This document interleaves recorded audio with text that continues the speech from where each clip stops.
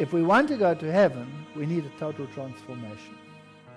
We need it as individuals and we need it as a church. And the time has come to speak about these things, because we are told that the straight testimony will cause the shaking.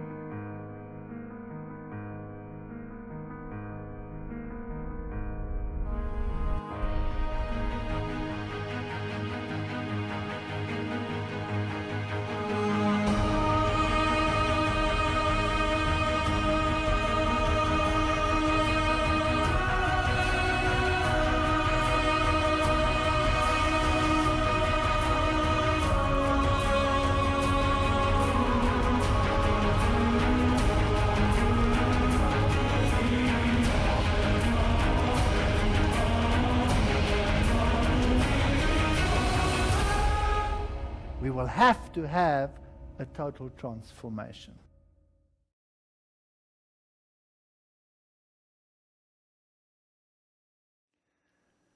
Well, this evening's lecture is just entitled Ruth. Bem, a palestra dessa noite está intitulada Ruth, das cinzas à glória.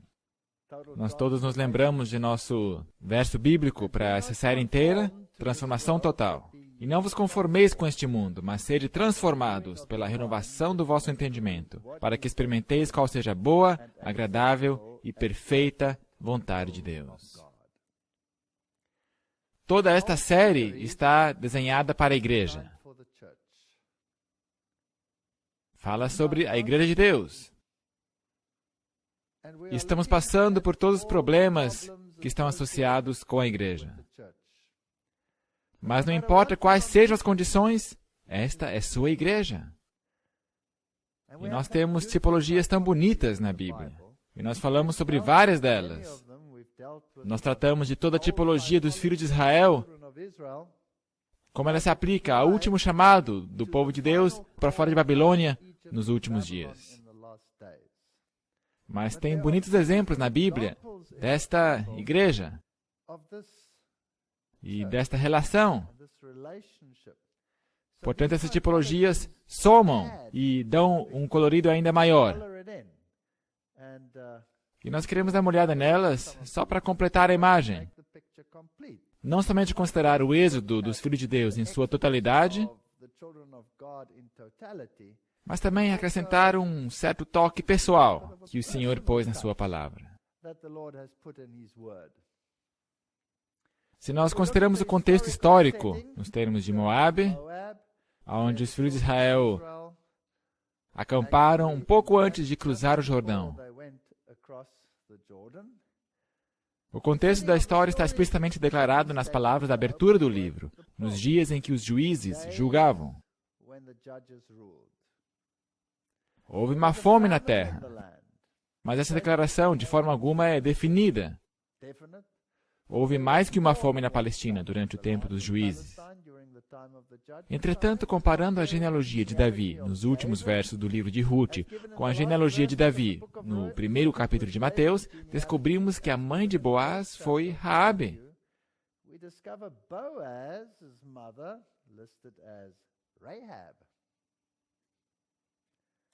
Não há razões que nos compelem a supor que se trata de outra pessoa a não ser Raabe de Jericó. Assim, a história de Ruth teria acontecido no início do período dos juízes. Por outro lado, a tradição antiga, endossada por Joséfo, situa os eventos do livro de Ruth no tempo de Eli, que se encaixaria melhor que Boaz como bisavô de Davi. Os dois podem estar corretos, já que mãe e pai também podem significar avô, avó ou ancestral.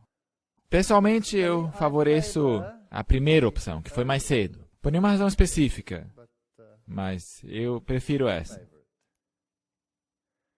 Agora, os moabitas eram de linhagem semita, descendentes de Ló, sobrinho de Abraão, Sua divindade principal era o deus Quemos, que parece ter exigido sacrifícios humanos.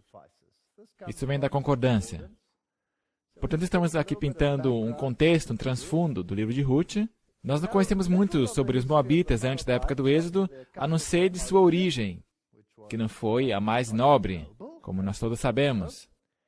Um pouco antes do estabelecimento do reino em Israel, os amoritas ocupavam a parte de Moabe ao norte de Arnon,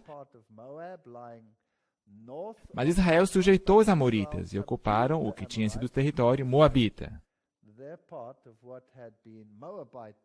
Então, na verdade, pode-se dizer que até fizeram um favor para eles. Quando Balaque, filho de Zippor, viu que os israelitas acampavam nas próprias bordas de seu país, entrou em aliança com os midianitas e convocou a ajuda do profeta apóstata Balaão. E nós já lidamos com essas tipologias. E você conhece os parâmetros. Moabe é como uma igreja irmã, se você quiser, para com os israelitas. E o rei Saul feriu a Moabe, mas não o subjugou.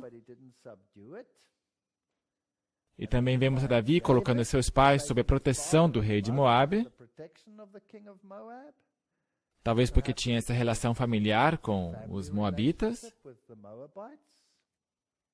Eu acho fascinante que Davi tivesse essa relação com Moabe. Mas um pouco mais tarde, como nós sabemos, Davi fez guerra contra Moabe e o derrotou totalmente. Portanto, isso nós encontramos no comentário bíblico adventista. E esse era o Deus que eles adoravam, Quemos. Então, lemos em 1 Reis 11:7 que Salomão fez um alto a Quemos. Então, Salomão também tinha um ponto fraco, uma caidinha para eles. A abominação dos moabitas. Sobre o monte que está diante de Jerusalém, e a Moloque, a abominação dos filhos de Amon. Portanto, ele também estava emaranhado por eles.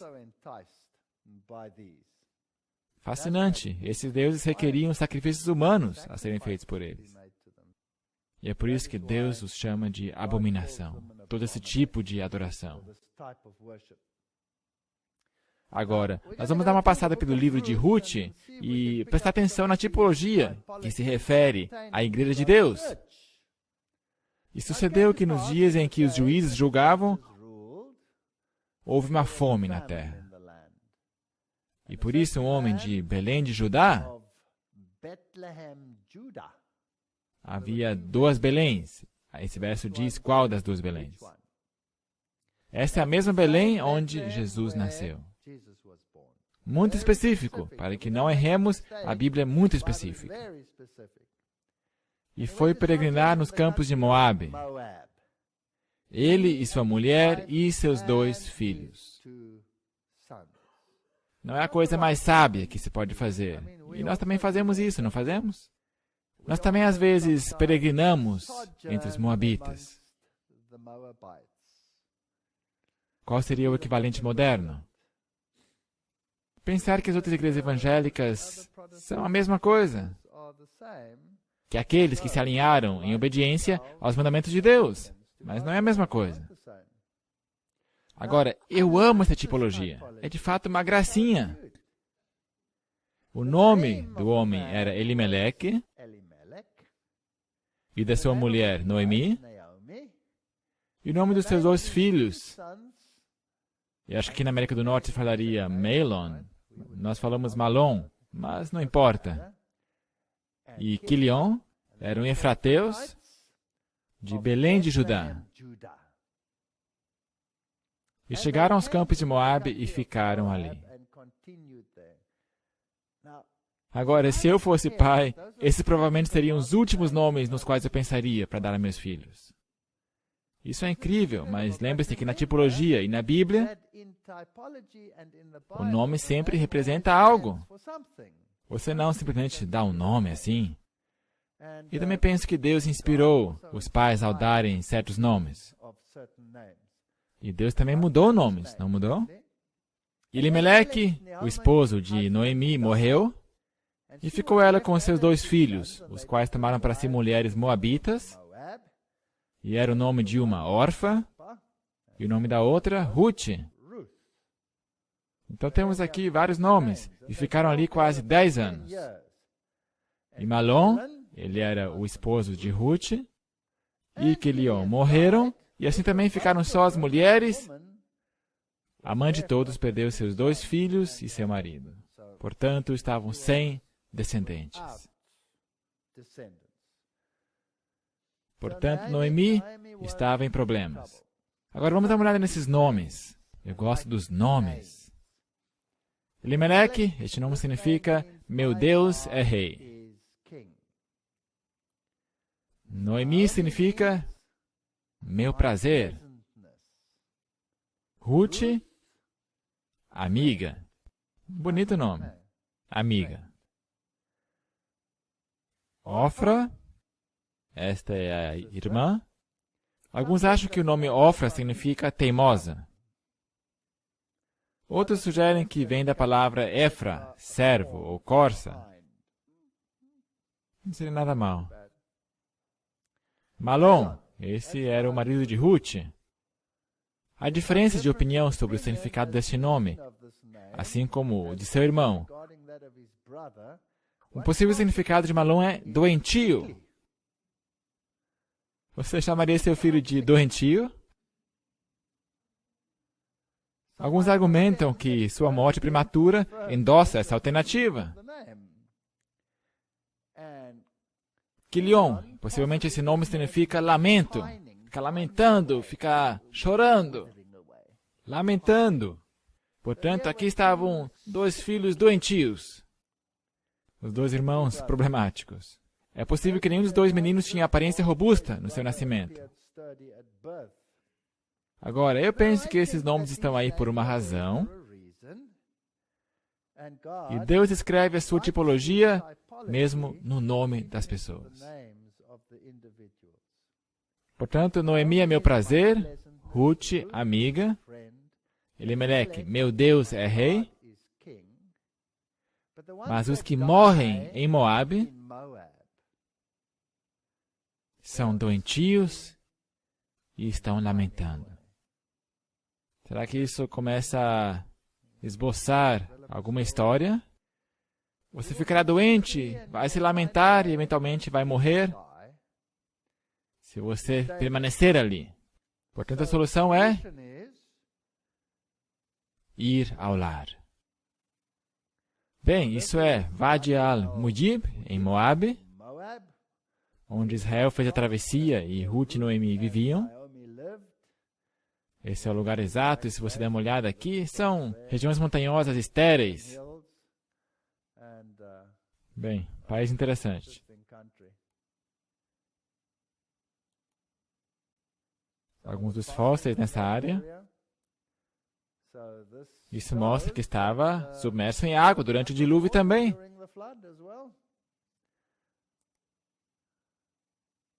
Isso vem dessa região. Portanto, se pode dizer que, separados de Deus, somos doentios e sujeitos à morte. Na história. Somente ao nos unirmos com Cristo, podemos encontrar vida. Os sofrimentos de Noemi a prepararam para conduzir Ruth à terra prometida. Tanto figuradamente como literalmente. Portanto, aqui está uma história tipológica com uma realidade expandida. Deus pode permitir o sofrimento para que nossos caráteres sejam preparados para o serviço e para a cidadania em seu reino. Ou, como filho pródigo, podemos acabar naquela situação entre as vagens dos porcos. E cabe a nós dizer, eu vou para a casa do meu pai. Ou ficar lamentando e finalmente morrer. Vamos continuar a história. Ruth 1, verso 6 em diante. Então se levantou ela com suas noras e voltou dos campos de Moabe, porque na terra de Moabe ouviu que o Senhor tinha visitado o seu povo, dando-lhe pão.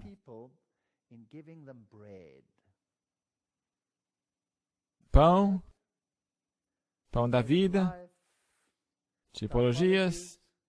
Por isso saiu do lugar onde estivera e as suas noras com ela. Indo elas, caminhando, para voltarem para a terra de Judá. Agora, as noras nunca tinham saído de Israel, portanto não podiam voltar, mas estão voltando. Portanto, são como o filho pródigo. E disse Noemi às suas noras: Ide, voltai cada um à casa de sua mãe. As despediam. Voltai. E o Senhor use convosco de benevolência, como vós usastes com os falecidos e comigo. O Senhor vos dê que acheis descanso, cada um em casa de seu marido. E beijando-as ela, levantaram sua voz e choraram. E disseram-lhe: Certamente voltaremos contigo ao teu povo. Quantas delas disseram que eu voltarei? As duas. Porém, Noemi disse: Voltai, minhas filhas, porque irias comigo? Tenho eu ainda no meu ventre mais filhos, para que vos sejam por maridos? Porque a ideia sempre era que a descendência dos mortos teria que ser preservada, propagada pelo próximo na geração, e não havia nada ali. Voltai, filhas minhas, ide-vos embora, já que muito velha sou para ter marido. Ainda quando eu dissesse, tenho esperança, ou ainda que esta noite tivesse marido e ainda tivesse filhos. Portanto, se dermos um pulinho para Apocalipse 22, 17, ele diz, o Espírito e a esposa dizem, vem. Não diz somente o Espírito diz, vem. Diz o Espírito e a esposa dizem, vem. Portanto, será que Deus trabalha por sua igreja, sim ou não? Sim. Ele não simplesmente a ignora. Ele usa a igreja para chamar pessoas. E quem ouve, diga, vem. E quem tem sede, venha. E quem quiser, tome de graça da água da vida. Aqui temos um chamado, a Igreja de Deus. Então aqui dizem parábolas de Jesus, todos os que como Raabe, a cananeia, e Rute, a moabita, se volvessem da idolatria ao culto do verdadeiro Deus, deveriam unir-se ao povo escolhido. Você não pode isolar o povo de Deus nesse plano de salvação de Cristo, porque a igreja, a noiva e o noivo são um. Não diz que os dois serão uma só carne? Quando o número de Israel aumentasse, deveriam ampliar os limites até que seu reino abarcasse o mundo. Mas eles nunca fizeram o que deveriam ter feito. Portanto, continuemos. Esperá-los-ies até que viessem a ser grandes, esses maridos que viriam de seu ventre,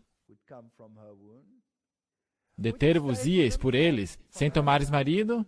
Não, minhas filhas. Que mais amargo me é a mim do que a vós mesmas, porque a mão do Senhor se descarregou contra mim. Então levantaram a sua voz e tornaram a chorar. E Orfa beijou sua sogra, porém Rute se apegou a ela. Portanto, o Espírito diz, vá. E Rute diz, E a outra diz, tchauzinho. Tem 2 filhos. Um disse, eu vou, e não foi. E o outro disse, não, mas acabou indo. Qual dos 2 fez a vontade do pai? Portanto, Rute aqui ainda está um pouquinho melhor, porque as 2 falaram, eu vou. Mas depois a órfã disse, não, é demasiado duro. É muito duro, eu não vou fazer isso. Porém, Rute se apegou a ela. Por isso disse Noemi, eis que voltou tua cunhada ao seu povo e aos seus deuses. Volta tu também após tua cunhada. Portanto, ela diz outra vez aqui, vá. Disse, porém, Rute, não me instes para que te abandone e deixe de seguir-te. Porque aonde quer que tu fores, irei eu. E onde quer que pousares, ali pousarei. O teu povo é o meu povo. E o teu Deus é o meu Deus. Será que aqui esse negócio é um pacote, sim ou não? É um pacote. É uma jornada rumo à incerteza que não todos estão dispostos a fazer. Mas é um pacote. Se você quer um, recebe todos. Se você recebe a Deus, recebe o seu povo. Você não pode separar os dois um do outro. Agora, esse apelo, vai, será que nós encontramos em outro lugar? Você se lembra quando Jacó lutou com o anjo? E o anjo disse, vai, pode ir embora, vai-te em paz. Vai! Se ele fosse, o que teria acontecido? Ele estaria perdido. Tem que ser um desejo do coração. Portanto, você tem que reconhecer com todo o teu ser que se você não se aferrar a este anjo, você estará perdido. Não pode ser algo que você simplesmente tira de seu bolso. Agora, uma irmã diz, estou fora, é muito duro. Mas a outra disse, eu não te deixarei ir se não me abençoares. Portanto, ela diz, aonde você for, eu irei. Aonde tu viveres, eu viverei. O teu povo será o meu povo, e o teu Deus será o meu Deus. E aonde você morrer, agora está ficando interessante. Eu morrerei. Será que ela tinha alguma intenção de fugir de Israel de novo, talvez quando a sua sogra já tivesse morrido, ou qualquer coisa? Isso é antes de ela ter qualquer afiliação. Ela tomou uma decisão. Este povo seria o seu povo. E ali serei sepultado. Eu não vou mais abandonar esse povo. É isso. Esta é a minha decisão. E quando se refere à relação com o povo de Deus, esta é a nossa decisão. Esta é a decisão. Faça-me assim o Senhor e outro tanto, se outra coisa que não seja a morte me separe de ti. Gênesis 32, 26, e disse-me, deixe ir, porque já a alva subiu. Porém me disse, não te deixarei, se não me abençoares.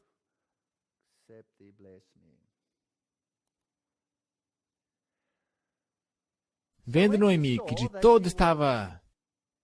Isso é muito lindo.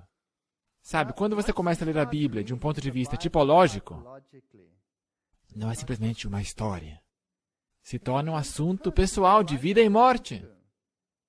E é isso que diferencia a Bíblia de qualquer outro livro religioso no planeta. Porque nenhum outro livro poderia integrar uma tipologia como essa numa história real. É impossível.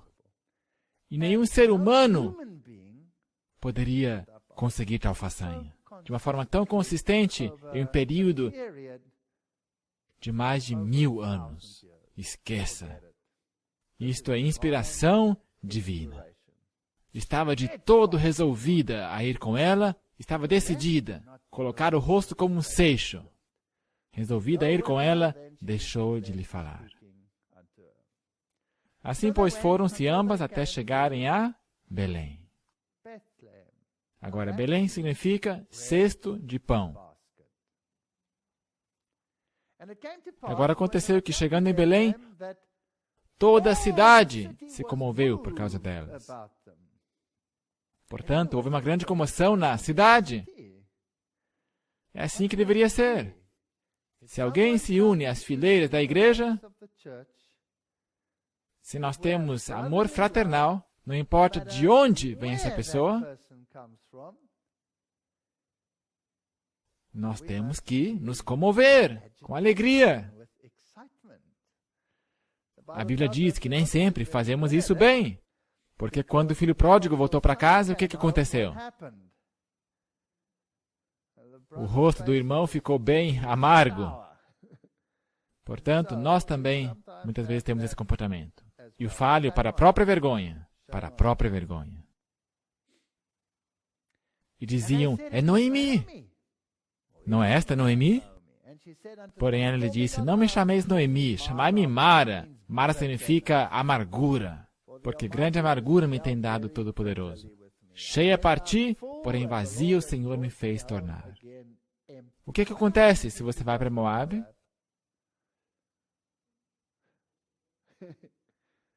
Você fica vazio. Você não se enche, você fica vazio. Eventualmente não sobra nada, a não ser vazio. Por que, pois, me chamareis Noemi? O Senhor testifica contra mim e o Todo-Poderoso me tem feito mal. Assim Noemi voltou, e com ela Ruth, a Moabita, sua nora, que veio dos campos de Moabe. Portanto, há uma saída, e chegaram a Belém no princípio da colheita de cevada. Aqui nós temos uma colheita, e uma colheita é um tipo, é um modelo da colheita do povo de Deus. E a colheita da cevada é particularmente interessante, porque quando se trata da oferta movida, o feixe que era movido era um feixe de cevada. E era um tipo das primícias da ressurreição com Jesus Cristo. Portanto, aqui está contida uma tremenda de uma tipologia. E Noemi tinha um parente de seu marido, alguém que é da parentela, um homem valente e poderoso. Será que isto toca um sino tipológico na sua mente? Não é qualquer pessoa. Da família de Elimeleque. E era o seu nome Boaz. Agora, isso é fascinante. Todo mundo na Igreja de Deus é filho do Altíssimo. Príncipes e princesas. Portanto, são filhos do rei. Dessa forma, são parentes do rei? Sim ou não? Sim, são parentes. Parentes chegados. E esse homem é de poder e riqueza. Portanto, quem que é ele? Ele é um tipo de Cristo. E Ruth, a Moabita, disse a Noemi: deixa-me ir ao campo e apanharei espigas atrás daquele. E a história fica uma gracinha. Daquele em cujos olhos eu achar, o quê? Graça! Portanto, aqui está a história da vinda à igreja de Deus e achar graça perante Cristo. E ela disse: vai, minha filha. Foi, pois, e chegou e apanhava espigas no campo após os segadores, e caiu-lhe em sorte uma parte do campo que pertencia a Boaz. Portanto, colocando isso em uma linguagem mais moderna, seria por coincidência aconteceu que ela foi parar no campo de Boaz. Agora, é claro que não há algo como sorte. O mundo chama isso de sorte. Nós o chamamos de providência.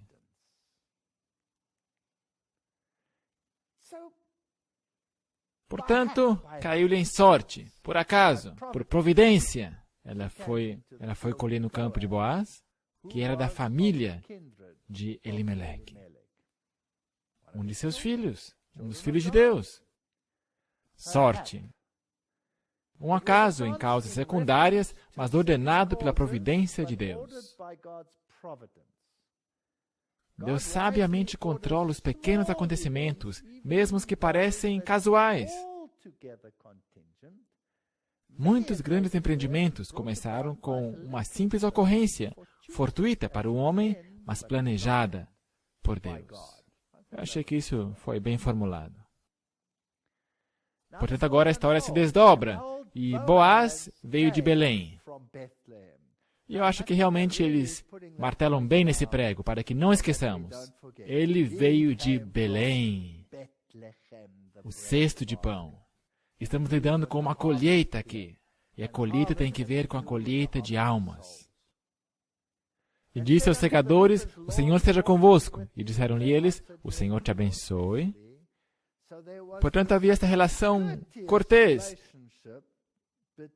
entre o dono da terra e os seus trabalhadores. Não havia domínio autoritário sobre eles. Você já reparou? Depois disse Boaz a seu moço, que estava posto sobre os segadores: de quem é esta moça?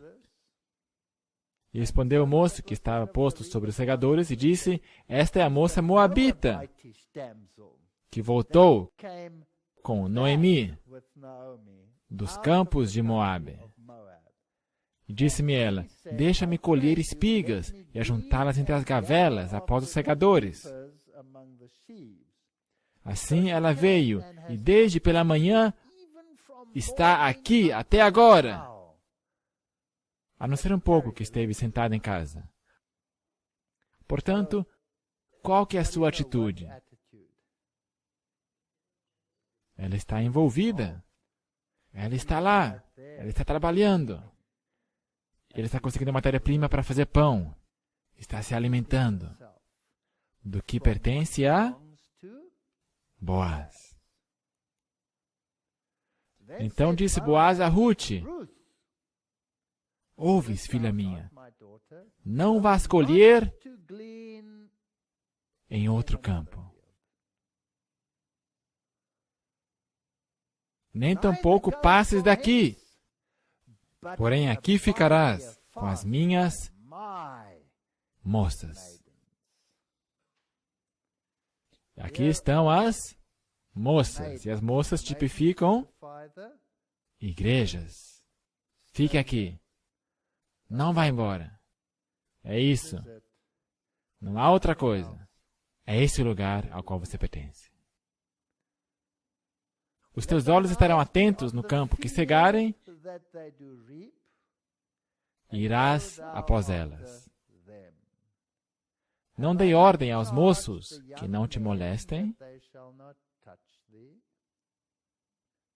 Essa tipologia está ficando interessante. Tendo tu sede, vai aos vasos e bebe do que os moços tirarem.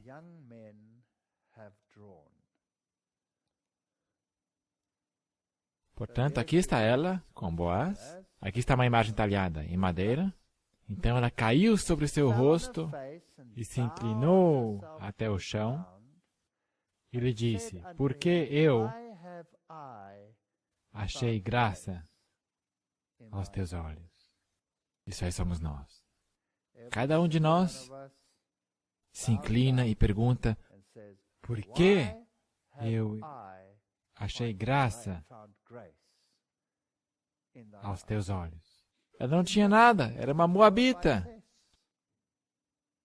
O seu Deus era Quemos. A sua irmã voltou aos seus deuses e a sua família. Mas ela disse: o teu Deus será o meu Deus. E aqui está ela. Para que faças caso de mim, sendo eu uma estrangeira. Nós todos somos estrangeiros quando viemos a essa igreja.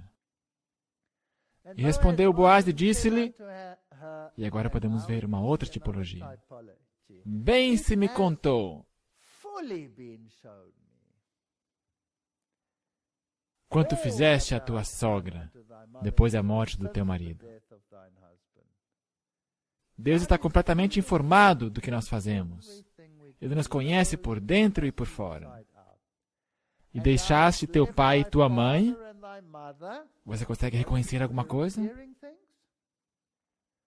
E a terra onde nasceste, e vieste para um povo que antes não conheceste. Portanto, conversão a Cristo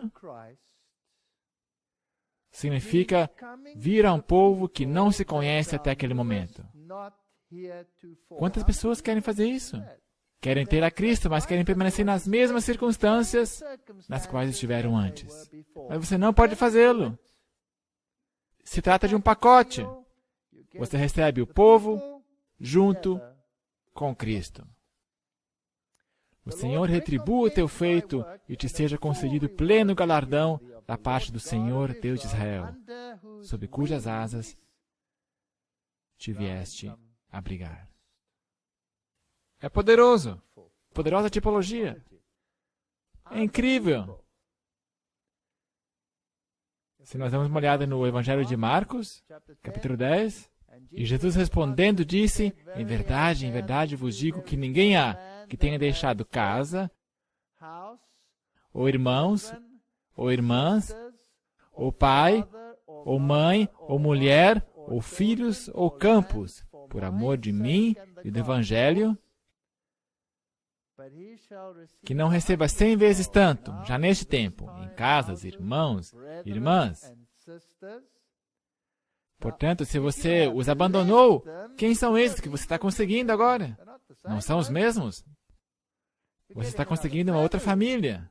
Essa é a família de Deus. E mães, e filhos, e campos, com perseguições.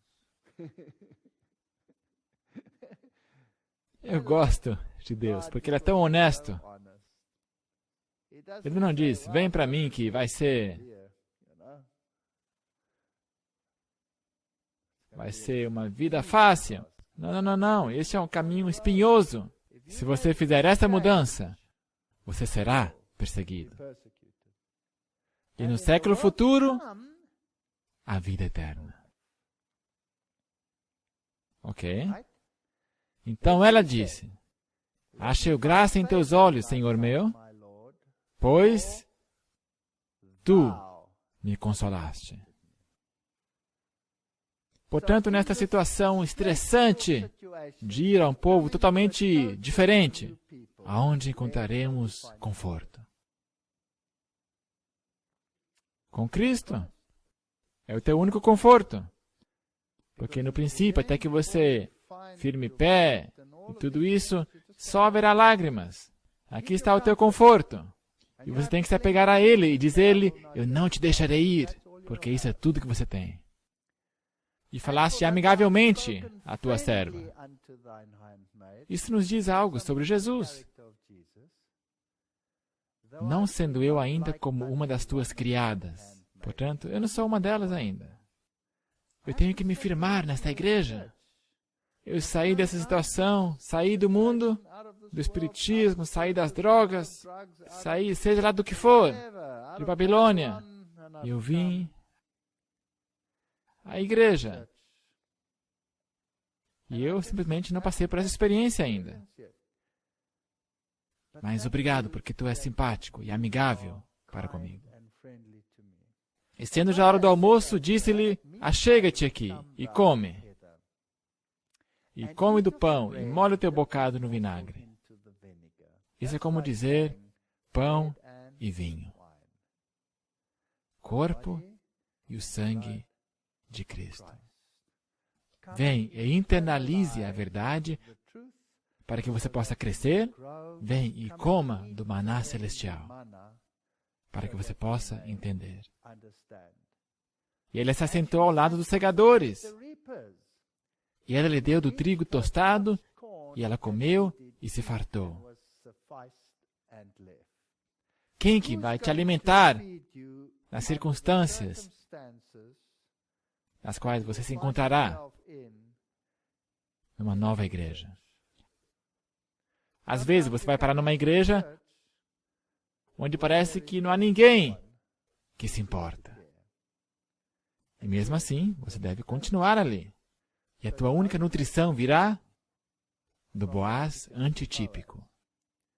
Levantando-se ela a colher, Boaz deu ordem a seus moços, dizendo, até entre as gavelas deixai-a colher, e não a censureis. Isso é uma gracinha. Portanto, quando você estiver colhendo, deixe cair um pouquinho, de propósito. Deixe cair lá para ela. Bem, esses são os moços. Ela está com as moças. E quem são os moços? São os anjos. E os anjos vão deixar cair pedaços de maná celestial para você, ao você trabalhar na seara do Senhor. Eles vão manter um olhar vigilante sobre ti. E ocasionalmente você vai colher mais do que você esperava. E você vai dizer, uau, isso agora é sorte. Não, mas não é sorte. Deus cuidará daqueles que levam sua religião a sério. Deixai cair alguns punhados, de propósito, para ela, e deixai-os ficar, para que os colha, e não a repreendais. Esteve ela apanhando naquele campo até a tarde, e debulhou o que apanhou, e foi quase um efa de cevada. Isso era muito. O caminho a Cristo diz: leve suas necessidades, alegrias, tristezas, preocupações e temores a Deus. Você não conseguirá sobrecarregá-lo, nem deixá-lo cansado. Aquele que conta os cabelos de sua cabeça não é indiferente às necessidades de seus filhos. O Senhor é cheio de eterna misericórdia e compassivo, Tiago 5:11. Seu coração, cheio de amor, se enternece com nossas tristezas, até mesmo quando as pronunciamos. Entregue a Ele todas as coisas que perturbam sua mente. Coisa alguma é grande demais para Ele, para que Ele não possa suportar. Pois Ele é quem mantém os mundos e governa o universo. Nada daquilo que, de alguma forma, diz respeito à nossa paz é pequeno demais para que Ele não note. Não há um só capítulo de nossa existência que seja demasiado escuro para que Ele não possa ler, nem dificuldade alguma tão complicada que não possa resolver. Nenhuma calamidade poderá sobrevir ao mais humilde de seus filhos, ansiedade alguma que lhe perturbe a alma, nenhuma alegria que possa ter, nenhuma oração sincera que lhe escape dos lábios, sem que seja observada pelo Pai Celestial, ou sem que lhe desperte imediato interesse. O Senhor sara os de coração quebrantado e lhe pensa as feridas. Sabe, ele poderia ter chegado para ela e ter dito: eu ouvi dizer que você teve muitos problemas. Vem cá, deixa-me colocar você sobre seus pés. Ele não trabalha assim. Como é que ele trabalha?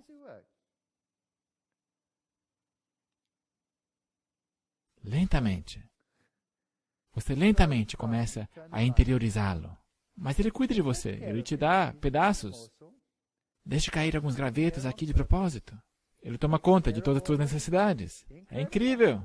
As relações entre Deus e cada pessoa são tão particulares e plenas que é como se não houvesse nenhuma outra pessoa por quem tivesse dado seu Filho amado. Caminho a Cristo, nova edição, 63. É lindo! Ruth 2:18. E tomou-a e veio à cidade, e viu sua sogra que o tinha apanhado. Também tirou e deu-lhe o que sobejara depois de fartar-se. Portanto, ela não conservou isso para si mesma. O que ela começou a fazer com os seus achados? Começou a compartilhá-los. Portanto, desde o princípio, apesar de você parecer estar caminhando lá atrás, ao você vir, comece a compartilhar. Então disse-lhe sua sogra: onde colheste hoje? E onde trabalhaste? Essa é uma pergunta importante. Aonde nós colhemos durante o dia? De onde nós pegamos a nossa inspiração durante o dia? Bendito seja aquele que te recolheu.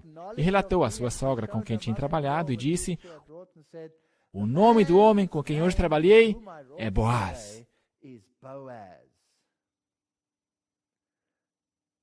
Esse nome é fascinante, nós vamos falar sobre isso um pouquinho mais tarde. Então Noemi disse à sua nora: bendito seja ele do Senhor, que ainda não tem deixado a sua beneficência nem para com os vivos, nem para com os mortos. E disse-lhe mais Noemi: esse homem é nosso parente chegado, um dentre os nossos remidores. Parente próximo. É um parente com muita proximidade. Um parente chegado. E disse Ruth, a moabita. Agora repare só o que ela disse. Também ainda me disse: com os moços que tenho te ajuntarás, até que acabem toda a cega. Por quanto tempo? Até o fim. Você não abandone esta igreja. Nós estamos falando sobre a tipologia da igreja. Você não abandone até que a cega termine, quer seja pelo motivo que você vai dormir ou porque o Senhor vem nas nuvens dos céus. Aí você vai permanecer. Aqui tem uma nota. Ela conta que gentileza Boaz lhe demonstrou, mas não como a tinha elogiado. Portanto, a humildade nos ensina não somente não nos elogiarmos a nós mesmos, mas também a não ansiar repetir os elogios que outros nos fizerem. Essa é uma lição importante. Nós já teremos que aprender. Nós nos orgulhamos muito dos elogios dos homens. Muito bem, portanto, aqui está essa relação, e essa será uma relação a longo prazo, até terminar a colheita de almas. Verso 22, disse Noemi à sua nora: melhor é, filha minha, que saias com as suas moças, para que noutro campo não te encontrem. Quantas vezes nós lemos isso até agora? Será que Deus quer enfatizar alguma coisa aqui? Se você tomou essa decisão, aonde que você vai permanecer? Você vai permanecer aqui, permanecer na igreja. Não temos nada que ver com as igrejas irmãs das quais saímos. Os moabitas, todos eles. Não temos nada que ver com eles. Os edomitas, os midianitas, seja lá qual for o nome, mantenha distância. Não quer dizer que eu não vou testemunhar para eles, mas eu me separei. Não vá a outro campo. E temos pessoas hoje em dia que acham que não faz diferença, e nós temos o tal do intercâmbio. Você já percebeu isso? Nada de intercâmbio. Você se separa para o seu Senhor. E assim ajuntou-se com as moças de Boaz, para colher até que a cega das cevadas e dos trigos se acabasse. Portanto, é isso. Você vai permanecer até o fim. E ficou com a sua sogra. Ela se tornou uma adventista do sétimo dia. Até o fim. Nada de condescendência. E disse-lhe Noemi, sua sogra: minha filha, não hei de buscar descanso para ti? Descanso? Para que fiques bem? Ora, pois, não é Boaz com cujas moças estiveste de nossa parentela? Eis que esta noite padejará a cevada na eira. Se você quer fazer parte da colheita do Filho do Homem, é melhor que você se case com ele. De outra forma, você vai cair fora. Portanto, lava-te, unge-te, veste os teus vestidos. Em termos modernos, poderíamos dizer batismo, unção pelo Espírito e vestir a couraça da justiça que Cristo nos dá. Quando saímos, é isso que nós fazemos. Desce a eira. Porém, não te des a conhecer ao homem, até que tenha acabado de comer e beber. E há de ser que quando ele se deitar, notarás o lugar em que se deitar, então entrarás e descobrir-lhe-ás os pés. E te deitarás. E ele te fará saber o que deves fazer. Ele vai te dizer o que você deve fazer. Você tem que ser guiado pelo Espírito de Cristo. Ele vai te dizer o que fazer. E ela lhe disse: tudo quanto me disseres, eu farei. Então foi para sua eira e fez conforme tudo quanto a sua sogra lhe tinha ordenado. Havendo, pois, Boaz comido e bebido, já estando de seu coração alegre. Sabe, algumas pessoas querem insinuar que ele estava intoxicado aqui. Não. Ele estava alegre. Isso é tudo que diz. Ele estava feliz por causa da colheita. Veio deitar-se ao pé de um monte de grãos. Então veio ela de mansinho e lhe descobriu os pés e se deitou. E sucedeu que, pela uma outra palavra que nós temos que apanhar, meia-noite. O homem estremeceu e se voltou, e eis que uma mulher jazia a seus pés. E disse ele, quem és tu? E ela disse, sou Ruth, tua serva. Estende, pois, tua capa sobre tua serva, porque tu és o remidor.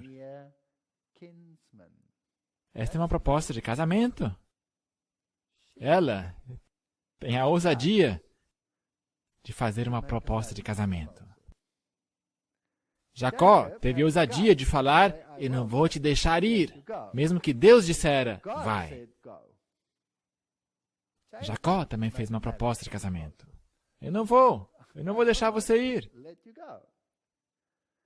Verso 9, portanto, estende a tua capa, isto é, tome-me como esposa e exerça os deveres de marido para comigo. Não ali, naquele momento. No futuro. Tudo com ordem e decência. E disse-lhe ele, bendita sejas tu do Senhor, minha filha. Melhor fizeste esta última benevolência do que a primeira. Será que isto é crescimento em Cristo? Sim ou não? Pois após nenhum dos jovens foste, quer pobre, quer rico. Você está buscando uma relação celestial. Agora, pois, minha filha, não temas. Isso é algo que Jesus falou muitas vezes.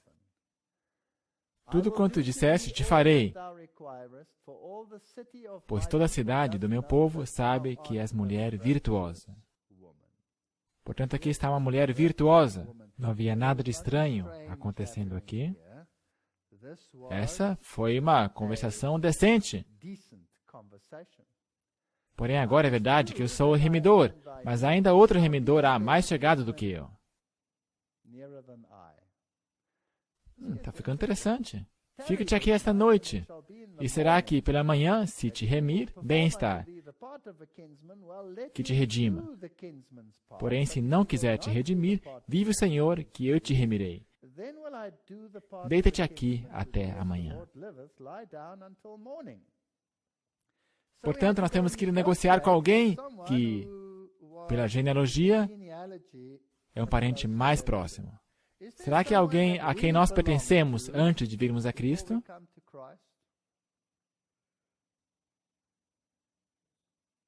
Será que não há um outro rei deste mundo? E esta relação terá que ser rompida para que possamos entrar em outra relação?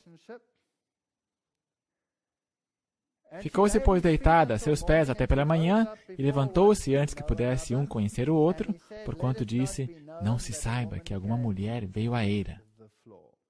Portanto, ele está mantendo a discrição. Ele não vai e diz, que escândalo! Não, ele se porta com muita discrição. Nós lemos no Espírito de Profecia, a Bíblia é uma revelação da vontade e propósitos divinos. Os que seguem seus ensinos são obradores das palavras de Cristo. E assim trazem sólida madeira à sua edificação do caráter. Atentemos às palavras da inspiração que nos exortam a sermos misericordiosos e afáveis. Boaz representou o caráter de um cavaleiro cristão. Como Abraão, ele ordenou a sua casa após ele para guardar o caminho do Senhor e exercer justiça e juízo. Ele demonstrou cortesia a todos seus servos. Ao ele passar entre eles no campo, ele dizia aos colhedores, o Senhor seja contigo. E eles lhe respondiam, o Senhor te abençoe. Aqui há uma lição tanto para mestres como para servos, para patrões e empregados. Os servos são motivados a agirem justamente, a serem fiéis aos supervisores que lhe manifestam bondade, respeitosa e cortesia. Os cristãos deveriam ser as pessoas mais corteses do mundo. Somos nós as pessoas mais corteses do mundo? Eu não penso, nem sempre. Disse mais, dá-me a capa que tens sobre ti. Um tipo de chale. E ela segurou, e ele mediu 6 medidas de cevada, e lhe as pôs em cima. Então foi para a cidade. Agora, eu não quero ir muito longe com a tipologia, então vamos parar por aí. E foi a sua sogra que lhe disse: é você, minha filha? Uma nota aqui embaixo: é você? Não que duvidasse de ser sua filha, mas em admiração, como se dizendo: é de fato você, minha filha. Não acredito, como é que você chegou tão cedo? É você mesmo, eu mal posso crer. Como pode te encontrar dessa forma? O que aconteceu? Me conte. Admiração, alegria. E ela lhe contou tudo quanto aquele homem lhe fizera. Existiu outra mulher que fez a mesma coisa? Será que houve outra mulher, junto a um poço, que foi e disse às pessoas que ele me disse tudo o que eu fazia? E disse mais: estas 6 medidas de cevada me deu, porque me disse: não vás a tua sogra vazia. Então disse ela: espera, minha filha, até que saibas como irá o caso. Porque aquele homem não descansará até que conclua hoje este negócio. Jesus não deixa nada por fazer. Ele vai agir em prol de seus filhos. Uma bela ilustração das relações de Cristo para com seu povo encontra-se nas leis dadas a Israel. Quando, em virtude da pobreza, um hebreu se via forçado a abrir mão de seu patrimônio e a vender-se como escravo, o dever de resgatá-lo, a eles, a sua herança, recaía no parente mais chegado. Aqui você tem a história de redenção. Portanto, o dever de resgatar a nós e a nossa descendência do pecado recai sobre aquele que nos é parente chegado. Foi para nos resgatar que ele se tornou nosso parente mais chegado. Mais achegado que o pai, mãe, irmão, amigo ou noivo é o Senhor nosso Salvador. Não temas, diz ele. Você consegue ver a imagem? Quantas pessoas vêm a essa igreja e dizem: eu não encontrei o amor que eu esperava, eu estou indo embora. Será que não estão buscando o amor no lugar errado? Eu não vim a esta igreja por causa das pessoas. Eu vim a esta igreja por causa da verdade. E se esta igreja tem verdade, então o Rei da Verdade também tem que estar aqui. E a minha relação com Ele que me fixa no seu campo. E não necessariamente a minha relação com os outros. Bom seria ter uma relação amigável com os outros, mas a relação primária é com Ele. Não temas, diz Ele, porque eu te remi, chamei-te pelo teu nome, tu és meu. Desde que tu te fizeste digno de honra diante de meus olhos e glorioso, eu te amei e entregarei os homens por ti e os povos pela tua vida.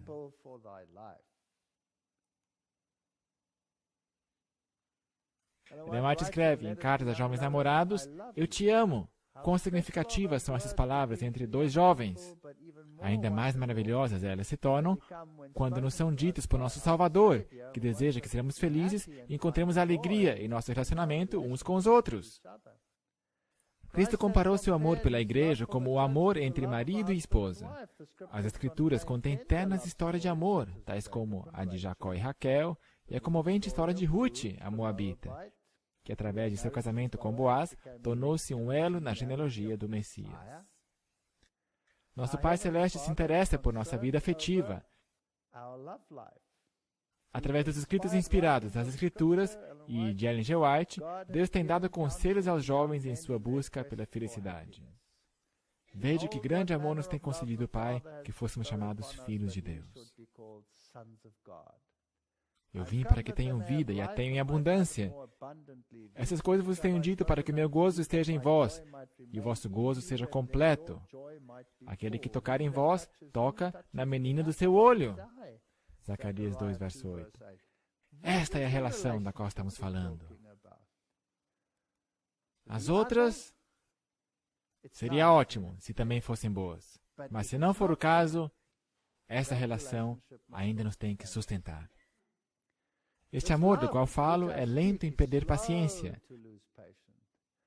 Busca uma forma de ser construtivo, não é possessivo. Não fica ansioso para impressionar, nem cultiva ideias arrogantes.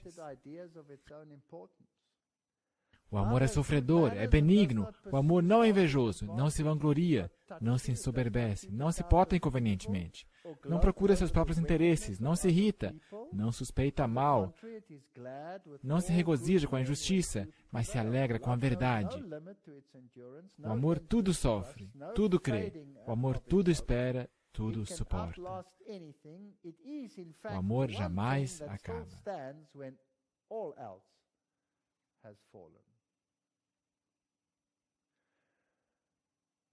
Minha igreja, minha igreja. E pessoas que estão sofrendo dentro da igreja. A nossa relação com Cristo é a única coisa que nos vai suster. De longe o Senhor me apareceu dizendo, pois que com amor eterno te amei, também com benignidade te atraí. Jeremias 31, verso 3. Em Romanos lemos, porque estou certo de que nem a morte, nem a vida, nem anjos, nem principados, nem coisas presentes, nem futuras, nem potestades, nem a altura, nem a profundidade, nem qualquer outra criatura nos poderá separar do amor de Deus que está em Cristo Jesus, nosso Senhor. Isso tem que incluir todos os membros de igreja que dão picadas e retrucadas. A lista está completa. Nada poderá te tirar da igreja. Nada. Se você é lançado para fora da igreja, significa que a sua relação com Deus não está completa.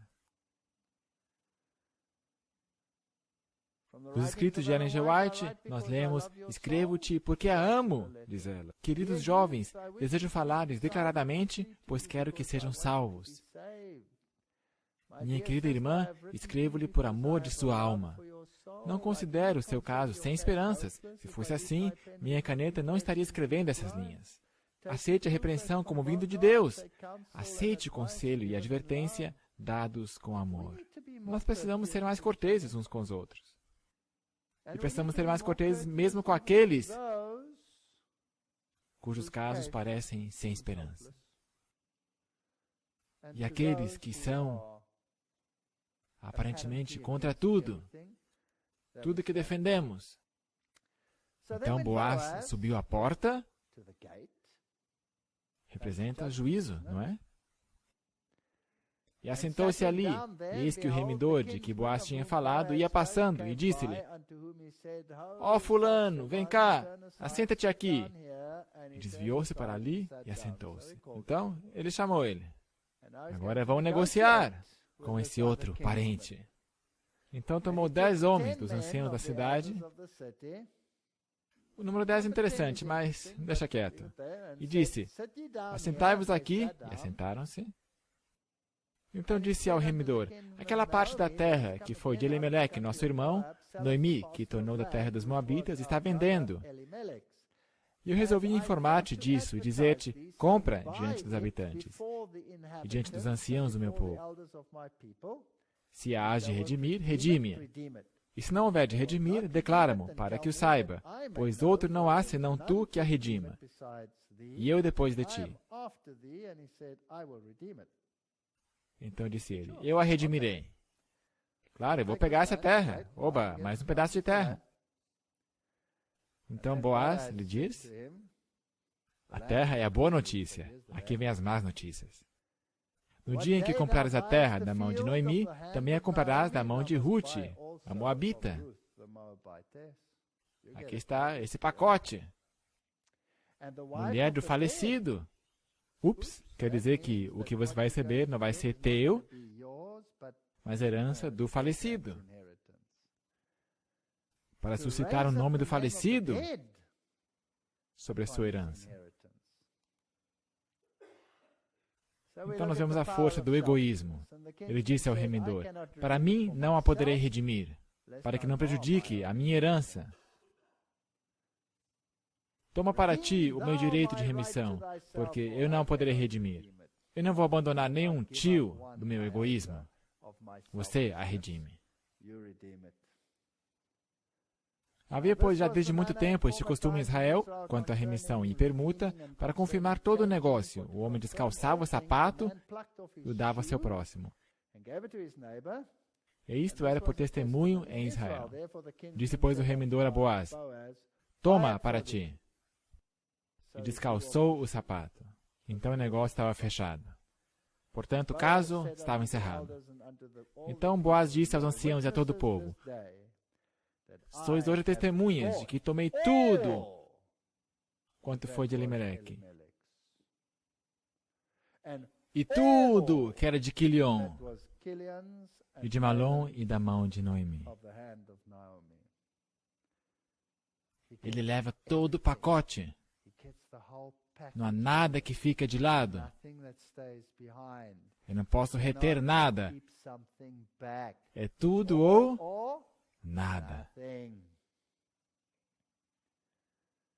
O que renuncia seu dever em favor de outro, tirava seu próprio calçado e lhe dava.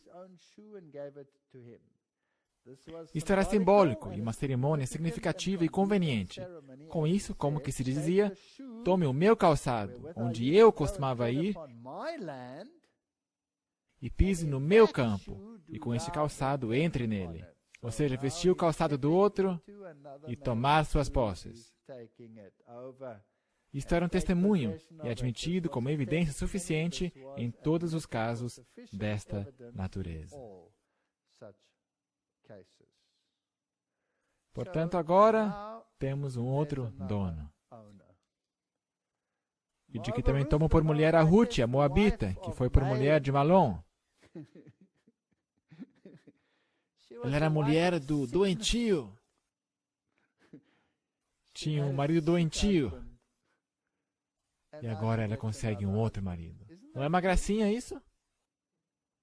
Ela tinha um marido doentio. Seu nome era doença, enfermidade. A comprei para ser a minha esposa. Uma transferência de dono, para suscitar o nome do falecido sobre sua herança, para que o nome do falecido não seja desarraigado entre seus irmãos.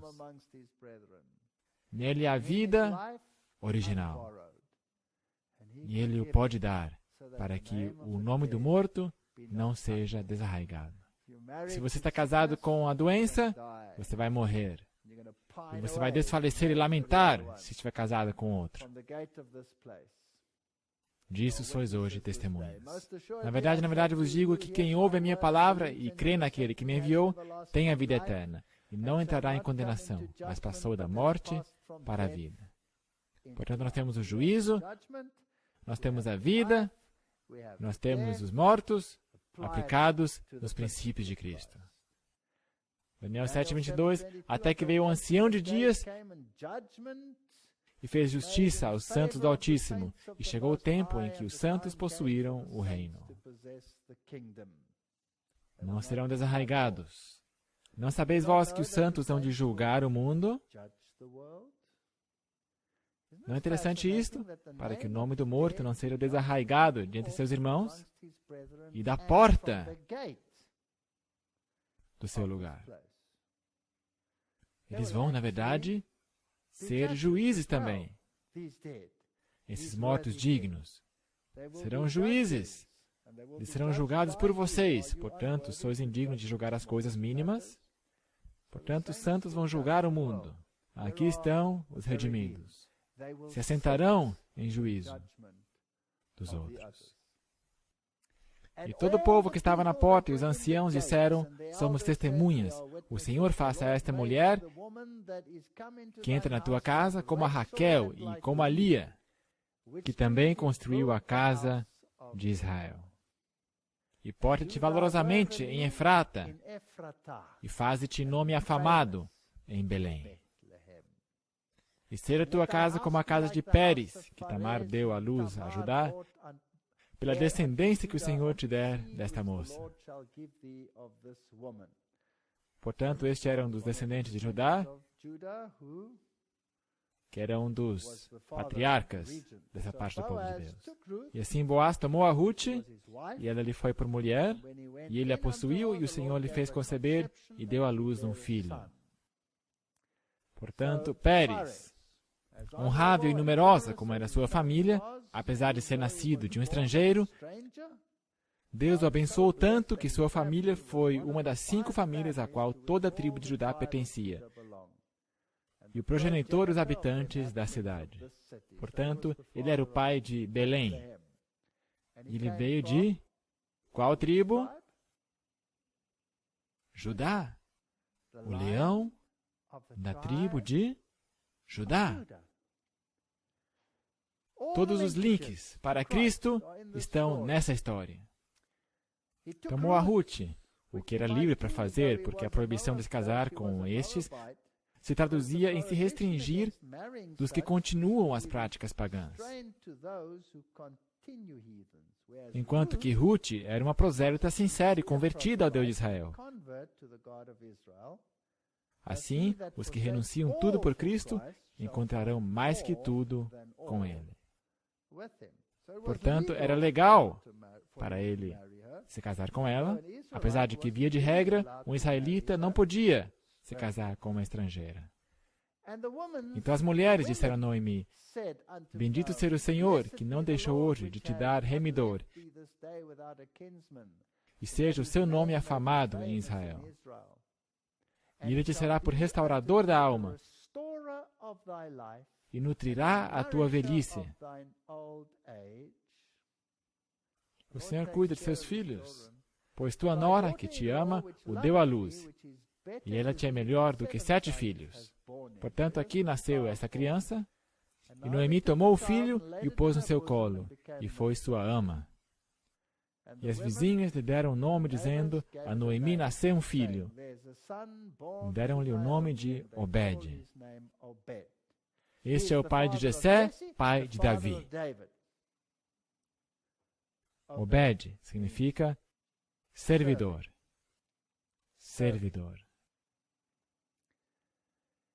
Ele construiu 2 pilares de 35 cúbitos perante a sua casa, explicando como Salomão construiu o templo. Vem do Espírito de Profecia, Review and Herald. E o capitel que estava no topo de cada uma delas tinha 5 cúbitos, e fez correntes, como no oráculo, e as pôs no topo dos pilares. E fez 100 romãs e as pôs nas cadeias. E ele erigiu os pilares perante o templo, um à direita e outro à esquerda. E chamou o nome do da direita Jaquim,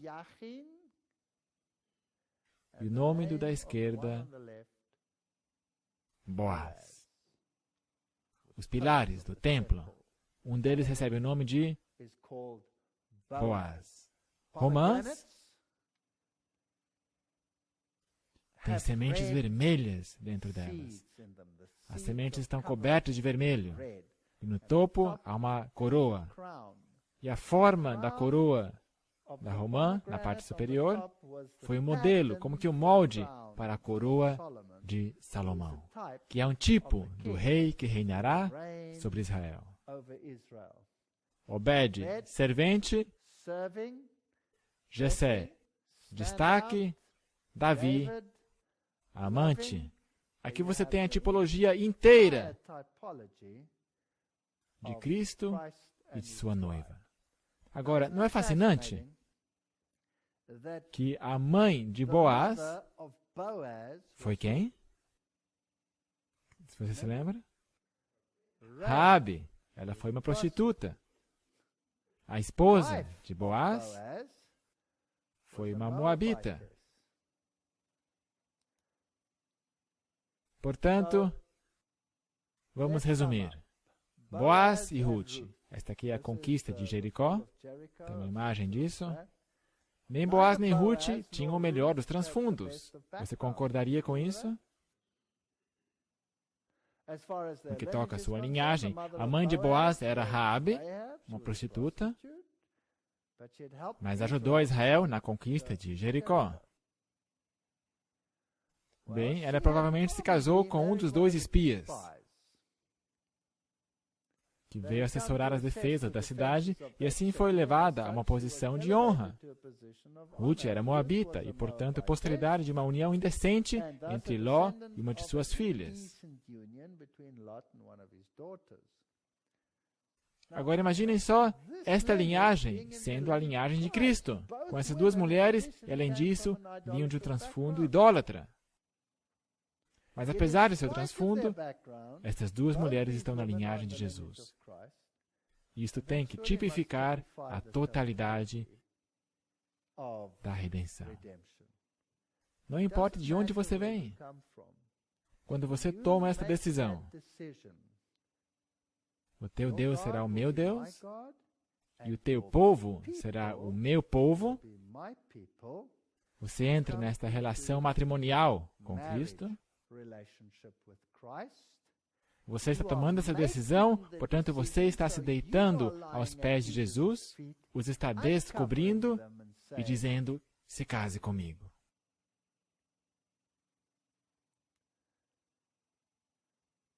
Ruth escolheu seguir o Deus de Israel e seguiu a Noemi.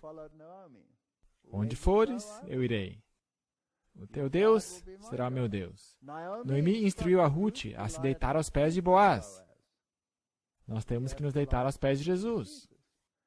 Ruth não tinha mais filhos, era viúva. Boaz lhe era parente chegado, que literalmente significa remidor. Que a podia remir e suscitar-lhe descendência caso se casasse com ela. Nós também temos que nos deitar aos pés de Jesus e também Ele nos cobrirá com as suas asas. Boaz era proprietário de terras. Jesus é o proprietário da terra. Boaz era para ela um resgatador e um marido. Jesus é o nosso redentor e marido. Boaz estava de olho em Ruth. Jesus está de olho em nós. Boaz instruiu seus trabalhadores a deixar cair espigas para Ruth. Jesus instruiu seus anjos a deixar que apanhemos da colheita. Ele é o pão do céu, o maná vivo. Como marido, em nossas famílias, em casa, você deve alimentar sua família diariamente com o pão da palavra de Deus, todo dia. Ou seja, isso é magnificente. Em Mateus 4,4, ele, porém, respondendo, disse, está escrito, nem só de pão viverá o homem, mas de toda palavra que sai da boca de Deus. Boaz teve que comprar de volta a herança de Ruth, e para isto pagou o dinheiro da redenção. Assim, Cristo, nosso Redentor, faz a mesma coisa. Não importa o transfundo, não importa nossas fraquezas, não importa de onde viemos, somos preciosos à sua vista, mas nós não devemos ir nos transviar a outro campo. Devemos estar separados.